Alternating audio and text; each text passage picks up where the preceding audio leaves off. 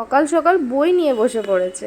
Good morning everyone, welcome my new another mini blog. তোমরা সবাই কেমন আছো? আমার একটু শরীরটা খারাপ থাকার জন্য আমি ব্লগগুলো কন্টিনিউ করতে পারছি না। যাই হোক, নিত্য প্রয়োজনীয় কাজগুলো সেরে নিচে চলে গেছিলাম, গিয়ে মামামের খাওয়া দাওয়া রেডি করে ওকে ব্রেকফাস্টটা রেডি করে খাইয়ে দিয়েছিলাম। দেন বাকি কাজ সেরে ওকে স্নান টান করিয়ে দুপুরে মামুনি আজকে করেছিল মাছের ঝোল, নিরামিষ তরকারি, ডাল, ভেন্ডি ভাজা, এগুলো করেছিল।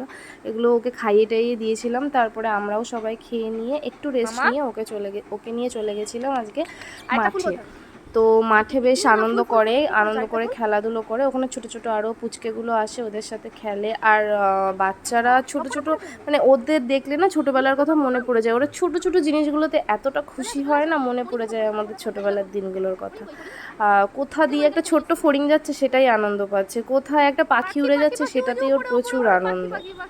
যাই হোক, ওকে নিয়ে মাঠেও একটু খেলাধুলা করলো। বাড়ি চলে এসে ওকে একটু ফ্রেশ করিয়ে শুয়ে দিয়েছিলাম। আমি গেছিলাম একটু মার্কেটে, দরকার ছিল, কিছু কাজ ছিল, আনার ছিল, ওগুলো নিয়ে চলে এসেছিলাম। এসে ওকে তারপরে ঘুম থেকে তুলে একটু দুধ খাইয়ে দিলাম। দুধ খাইয়ে ওকে একটুখানি রেডি করিয়ে দিলাম। ও ঠাম্মি আর দাদানের কাছে এখন একটু বসবে, একটু ওদের সাথে একটুখানি গল্প টল্প করে থাকে আর কি।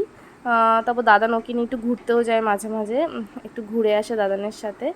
ঘুরে টুরে তারপরে ওকে ফ্রেশ করিয়ে দিয়ে ওকে খাইয়ে টাইয়ে দিই। খাইয়ে টাইয়ে দেন আমরাও খেয়ে দিয়ে চলে গেছিলাম ঘুমোতে। ওই যে ঘুমানোর আগে ওর সাথে একটু কথা বলছিলাম, কথা টথা বলছিলাম। তারপরে একটু আদর টাদর করে যা যা কাজকর্ম থাকে আর কি সেগুলো কমপ্লিট করে ওকে নিয়ে নিয়ে দেন ঘুমোতে গেলাম। আজকের দিনটা এভাবে এন্ড করলাম।